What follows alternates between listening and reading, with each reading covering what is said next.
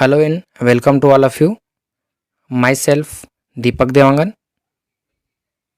और आप देख रहे हैं एग्रीजीव एग्रीकल्चर एंड बायोलॉजी की संपूर्ण सरल और सटीक पढ़ाई और हिंदी इंग्लिश नोट्स के साथ पढ़ाने वाली यूट्यूब की एकमात्र चैनल सेल साइकिल के बारे में। तो आज पर डिटेल में इसमें पढ़ेंगे कि सेल साइकिल क्या होते हैं और इसमें कैसे इसका जो है फेसेस आता है, तो किस तरह से इसमें डिवीज़न जो है वो होता है। तो हमारा जो आज का वीडियो रहेगा पूरे सेल साइकिल पर रहेगा। इसके बाद मैं आपके लिए मियोसिस और माइटोसिस डिवीज़न को लेकर आऊँगा। तो सबसे पहले आज हम लोग शुरू करेंगे सेल साइकिल। तो सेल साइकिल क्या होते हैं हम लोग समझ लेते हैं, ठीक है। सेल साइकिल मतलब क्या होना है, जैसे हमारा जो सेल हमारा शरीर है पूरे सेल से मिलकर बना हुआ, मतलब कोशिकाओं के जाल से मिलकर बना हुआ होता है। तो उनका जो है निर्माण कैसे होता है, मतलब एक जैसे सेल का निर्माण इसमें कैसा होता है। जैसे हमारे स्किन पर अगर कहीं पर चोट लग जाता है, कहीं पर घाव हो जाते हैं, तो उसी के जैसे वहाँ पर सेल्स की उत्पत्ति उसमें होता है या कोशिका की उत्पत्ति वहाँ पर होता है। तो वो कैसे होते हैं और किस तरह से उसमें होता है, इसको आज हम लोग समझने वाले हैं। और वो अपने ही समान सेल को जो है कैसे उत्पादन इसमें वो करता है और किस फेज से उसको गुजरने की आवश्यकता होती है, यानी कि कितने चरणों में या कितने पदों में उसको गुजरने की आवश्यकता होती है, तभी उसमें सेल का निर्माण होता है। तो पूरे वीडियो को अंतिम तक देखते रहिए और समझने की कोशिश कीजिए कि क्या इसमें हम लोग पढ़ रहे हैं, ठीक है। तो क्या बोलते हैं यहाँ पर, किसी सेल के निर्माण से लेकर उसके पुनः विभाजन द्वारा संतति सेल बनने तक होने वाली जो प्रक्रिया उसको क्या बोलते हैं, सेल साइकिल कहते हैं। क्या कहा मैंने अभी, किसी सेल के निर्माण से लेकर, किसी सेल के निर्माण से लेकर हम लोग हमेशा जानते हैं, या कोई भी एनिमल हो या कोई भी जीव हो, उसकी उत्पत्ति सिंगल सेल से हुआ है, एकल सेल से हुआ है। केवल एक सेल उसमें फॉर्मेशन हुआ, फिर धीरे धीरे जो है बहुत सारे सेल का उसमें फॉर्मेशन हुआ है, कोशिका का निर्माण उसमें हुआ है। तो एक सेल से उसका निर्माण जो है इसमें हुआ है।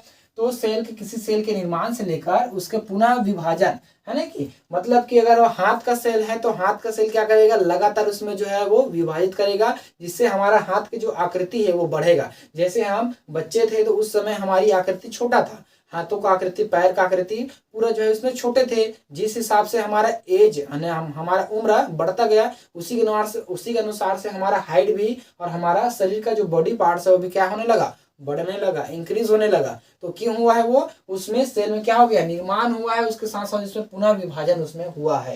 निर्माण तो पहले हुआ था, अब क्या हुआ उसका पुनः विभाजन, मतलब उसको लगातार उसमें वहां पर ग्रोथ होते गया, जिससे हमारा जो शरीर है, हमारा हाइट है वो बढ़ते हुए गया है, ठीक है।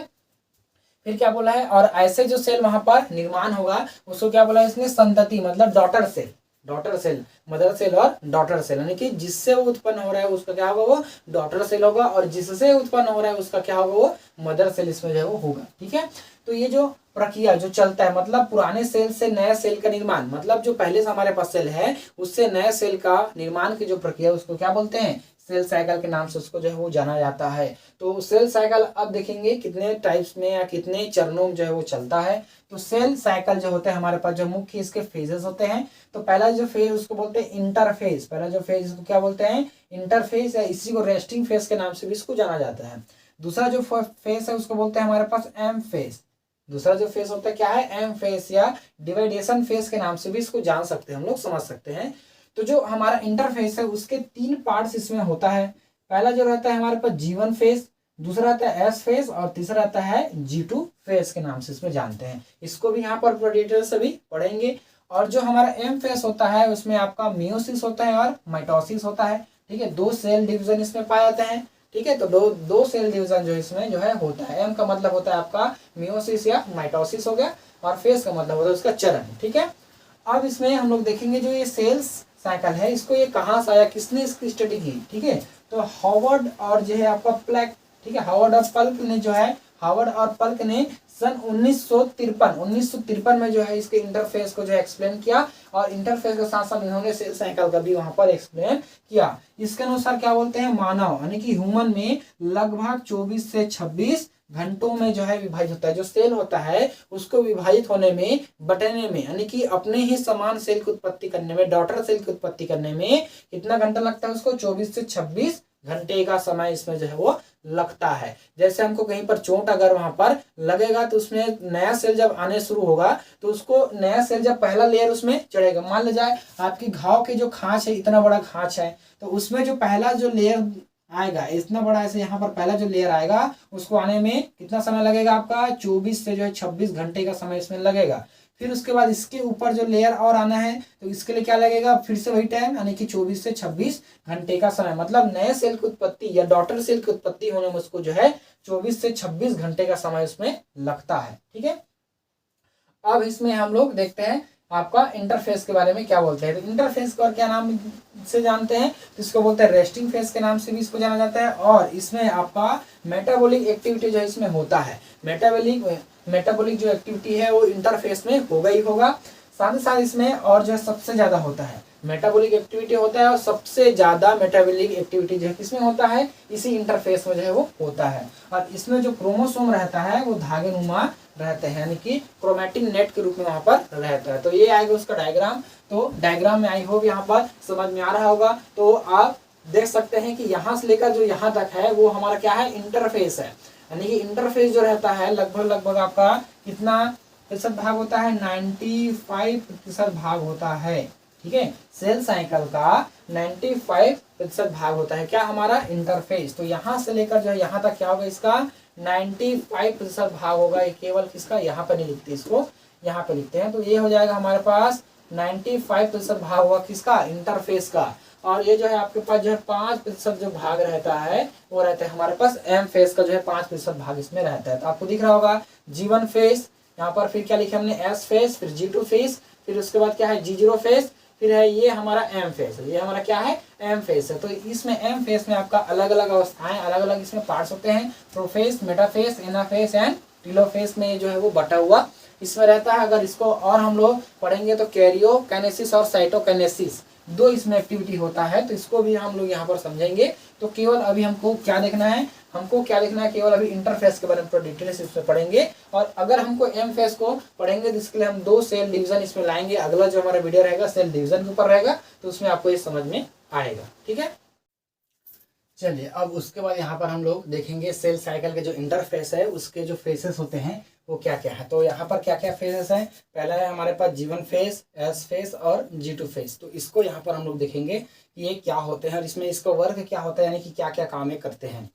तो चलिए शुरू करते हैं। सबसे पहले आएगा हमारे पास जो है G1 फेस। G1 फेस का एक और नाम है हमारे पास प्री सिंथेटिक फेस भी कहते हैं इसको। ठीक है, क्या बोलते हैं, प्री सिंथेटिक फेस, मतलब सिंथेसिस से पहले जो फेज है उसको बोलते हैं क्या, प्री सिंथेटिक फेस के नाम से इसको जो है वो जाना जाता है या फेज बोलते हैं। तो इसमें क्या होता है, तो इसमें आपका 30 से 40% जो है समय इसमें लगता है। ठीक है, पूरे जो हमारे पास जो इंटरफेस है, पूरे इंटरफेस का मतलब क्या है, हमारे पास 95% तो किसके पास है, इंटरफेस के पास ही है समय पूरा। तो इसका जो है आपका लगभग 30 से 40% समय जो है इसमें जाता है, आपका G1 फेज जो है इसमें लगता है। ठीक है, फिर उसके बाद क्या बोलता है, G1 फेज जो है इंटरफेस की सबसे लंबी फेज है। G1 फेज जो है इंटरफेस की सबसे लंबी फेज होता है, यानी कि सबसे ज्यादा लंबा रहने वाला फेज जो इसमें वो होता है। फिर क्या बोलते हैं, इसमें ग्रोथ एंड डेवलपमेंट जो है होता है। क्या होगा इसमें, ग्रोथ एंड डेवलपमेंट, मतलब जो सेल है वहां पर उसका क्या होगा, ग्रोथ होगा और डेवलपमेंट भी इसमें होगा।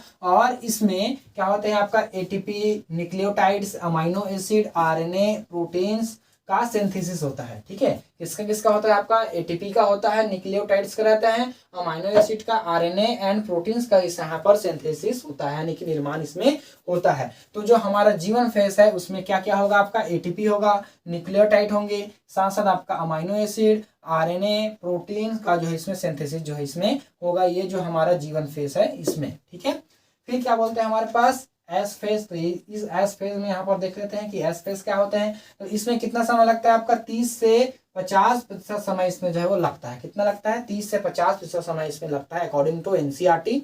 ठीक है, तो इसमें क्या है हमारे पास, डीएनए का जो इसमें डुप्लीकेशन होता है, डीएनए का डुप्लीकेशन और यहाँ पर रिप्लीकेशन जो इसमें होता है। ठीक है, डीएनए जो यहाँ पर रहता है, क्योंकि यहाँ पर देख सकते हैं जो सिंथेसिस यानी कि प्री सिंथेसिस फेज है उसमें न्यूक्लियोटाइड्स के यहाँ पर फॉर्मेशन हो रहा है, सिंथेसिस कर रहा है। तो जो एस फेज मतलब होता है सिंथेसिस फेज के नाम से भी इसको जानते हैं, मैं यहाँ पर लिखना भूल गया, इसको बोलते हैं सिंथेसिस फेज। एस फेज को बोला जाता है, एस मतलब होता है सिंथेसिस फेज। ठीक है, तो इससे पहले हो रहा था क्या, G1 फेज, इसलिए क्या नाम इसका, प्री सिंथेटिक फेज के नाम से भी इसको जानते हैं। इसके बाद जो आएगा वो कहलाएगा हमारे पास पोस्ट सिंथेटिक फेज के नाम से इसको जानेंगे। ठीक है, तो ये सिंथेटिक फेज है जिसमें क्या हो रहा है, डीएनए का डुप्लीकेशन होगा और साथ साथ इसमें रेप्लिकेशन भी इसमें होता है।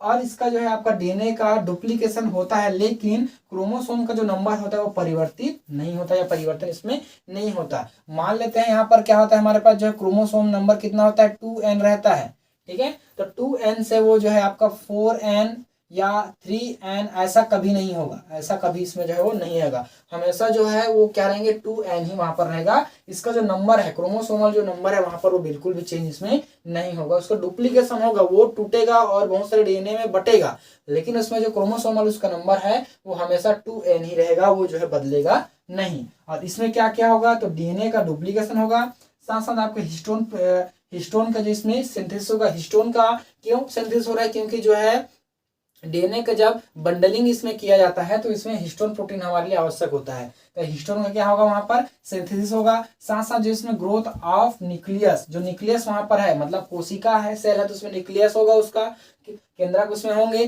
तो केंद्रक का इसमें ग्रोथ होगा। साथ साथ इसमें रेप्लिकेशन ऑफ क्रोमोसोम, रेप्लिकेशन होगा किसका, क्रोमोसोम का होगा। और इसमें जो है आपका सेंट्रियोल का भी रिप्लिकेशन इसमें जो है वो होता है। तो ये था हमारे पास एस फेस। अब क्या बच गया हमारे पास जो है G2 फेस और G0 फेस को यहाँ पर अभी देखते हैं। अब इसमें आएगा हमारे पास G2 फेस। तो G2 फेस में क्या होगा, इसको बोलते हैं हमारे पास पोस्ट सिंथेटिक फेस के नाम से जानते हैं, क्योंकि सिंथेसिस वाला भाग हमारा कौन सा है, ये वाला हमारा क्या है, सिंथेसिस वाला भाग हमारा ये है। और इससे पहले क्या है हमारे पास प्री सिंथेटिक फेस, और उसके बाद होगा पोस्ट सिंथेटिक फेस होगा, ठीक है। तो इसमें क्या होता है, तो इसमें आपका जो है 10 से 20% जो है इसमें समय इसमें लगता है।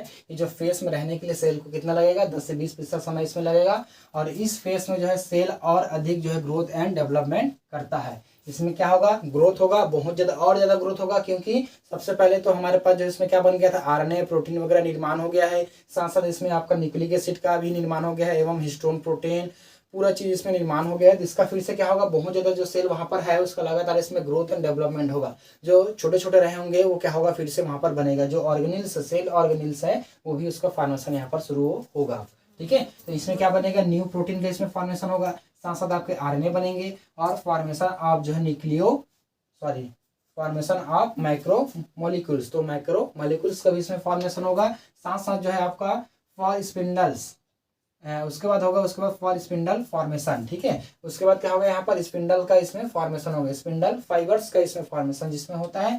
साथ साथ इसमें जो है ऑर्गेनिल्स फॉर्मेशन, सेल ग्रोथ होता है, ठीक है। ऑर्गेनिल्स फॉर्मेशन होगा और साथ साथ इसमें सेल का ग्रोथ इसमें जो है वो होता है। तो वहाँ पर सेल ऑर्गेनिल्स जो पाए जाते हैं, सेल के अंदर जो ऑर्गन होते हैं वो क्या होगा, वहाँ पर फॉर्मेशन इसमें जो है वो होता है। अब अंतिम और लास्ट इसमें आएगा G0 फेस। तो G0 फेस को क्या बोलते हैं, आपका क्विंसन स्टेज के नाम से भी इसको जो है जाना जाता है, क्विंसेंट स्टेज के नाम से इसको जानते हैं। और इसमें किसी टाइप का जो है इसमें विभाजन जो है इसमें नहीं होता है G0 फेस, मतलब ये जो है पूरी तरह से जो है आपका बोल सकते हैं इनएक्टिव फेस होता है। ये जो है डिवीजन का काम जो इसमें नहीं करती, ये अरेस्टेड रहता है। जैसे हमारा हार्ट का सेल है, हार्ट का सेल जब ग्रोथ हो जाते हैं तो ग्रोथ होने के बाद जो है और ज्यादा ग्रोथ ना हो पाए, इसलिए ये G0 फेस में उसका सेल इंटर कर जाता है और यहीं पर क्या होगा, वो अरेस्ट होकर जो है इसमें रहेगा। देख सकते हैं यहाँ पर अगर कोई सेल, ठीक है, अगर कोई सेल जो है क्या होगा आपके G0 फेस में अगर इंटर हो गया है, अगर कोई सेल जो है, ठीक है, अगर कोई सेल क्या है हमारे पास G0 फेस में अगर इंटर हो गया है, क्योंकि सबसे पहले क्या हुआ था, G1 फेस आया था, फिर एस फेस आया था, उसके बाद G2 फेस आया था। G2 फेस आने के बाद जो है ये कहाँ पर इंटर हो गया था, ये पूरा आपका जो है एम फेस में इंटर हो गया था। तो एम फेस में इंटर होने के बाद जो है G0 फेस में, मतलब इनएक्टिव फेस, यहाँ पर कोई भी डिवीजन इसमें जो है वो नहीं होता, कोई भी इसमें विभाजन नहीं होते हैं, ऐसे वो जगह पर आ गया।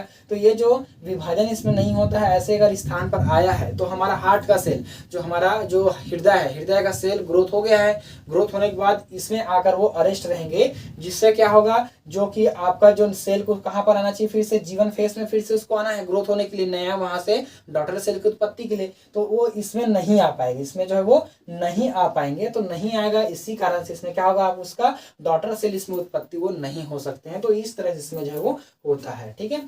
तो इस तरह से इसमें पूरा जो प्रक्रिया आपका होता है। तो हमने यहाँ पर पढ़े G1 फेस, S फेस और G2 फेस, साथ साथ आपके G0 फेस को भी यहाँ पर हमने पढ़े हैं। आई होप आज का जो वीडियो हमारा पसंद आया होगा। तो देखते रहिए हमारा यूट्यूब चैनल। धन्यवाद, थैंक यू।